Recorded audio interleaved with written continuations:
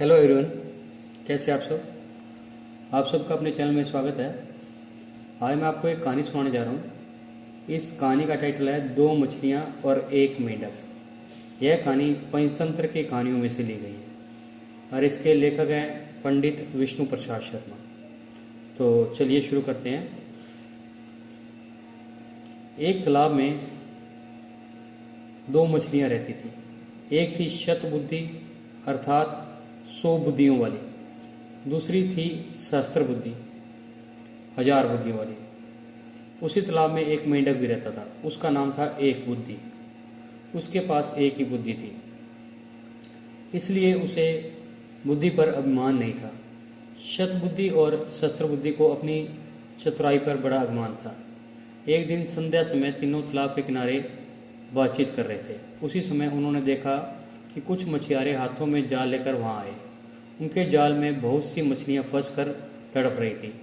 तालाब के किनारे आकर मछुआरे आपस में बातें करने लगे। एक ने कहा, इस तालाब में खूब मछलियां हैं, पानी भी कम है, कल हम यहाँ आकर मछलियां पकड़ेंगे। सबने उसकी बात का समर्थन किया। कल सुबह वहाँ आने का निश्चय करके मछुआरे चले गए। उनके जाने के बाद सब मछलियों ने सभा की। सभी चिंतित थे कि क्या किया जाए। सबकी चिंता का उपहास करते हुए सहस्त्र बुद्धि ने कहा, डरो मत। दुनिया में सभी दुर्जनों के मन की बात पूरी होने लगे तो संसार में किसी का रहना कठिन हो जाएगा। सांपों और दुष्टों के अभिप्राय कभी पूरे नहीं होते, इसलिए संसार बना हुआ है। किसी के कथन मात्र से डरना का पुरुषों का काम है। प्रथम तो यह यहाँ आएंगे ही नहीं। यदि आ भी गए तो मैं अपनी बुद्धि के प्रभाव से सबकी रक्षा कर लूँगी। शतबुद्धि ने भी उसका समर्थन करते हुए कहा, बुद्धिमान के लिए संसार में सब कुछ संभव है। जहाँ वायु और प्रकाश की गति नहीं होती, वहाँ बुद्धिमानों की बुद्धि पहुँच जाती है। किसी के कथन मात्र से हम अपने पूर्वजों की भूमि को नहीं छोड़ सकते। अपनी जन्मभूमि में जो सुख होता है वह स्वर्ग में भी नहीं होता। भगवान ने हमें बुद्धि दी है, भय से भागने के लिए नहीं दी, बल्कि भय का सामना करने के लिए दी है। तालाब की कुछ मछलियों ने तो शतबुद्धि और सहस्त्र बुद्धि को आश्वासन दिया और मेंढक ने कहा, मित्रों, मेरे पास तो एक ही बुद्धि है, वह मुझे यहाँ से भाग जाने की सलाह देती है। इसलिए मैं तो सुबह होने से पहले ही इस जलाशय को छोड़कर अपनी पत्नी के साथ दूसरे जलाशय में चला जाऊंगा। यह कहकर वह मेंढक मेंढकी को लेकर तालाब से चला गया। दूसरे दिन अपने वचनानुसार वही मछुआरे वहाँ आए। उन्होंने तालाब में जाल बिछा दिया। तालाब की सभी मछलियाँ जाल में फंस गई।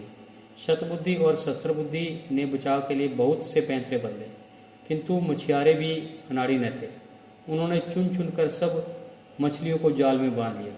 सब ने तड़प तड़प कर प्राण दे दिए। संध्या समय मछुआरों ने मछलियों से भरे हुए जाल को कंधे पर उठा लिया। शतबुद्धि और सहस्त्र बुद्धि भी बहुत भारी मछलियाँ थीं, इसलिए इन दोनों को उन्होंने कंधे पर और हाथों में लटका लिया। उनकी दुर्व्यवस्था को देखकर मेंढक ने मेंढकी से कहा, देख प्रिय, मैं कितना दूरदर्शी हूँ।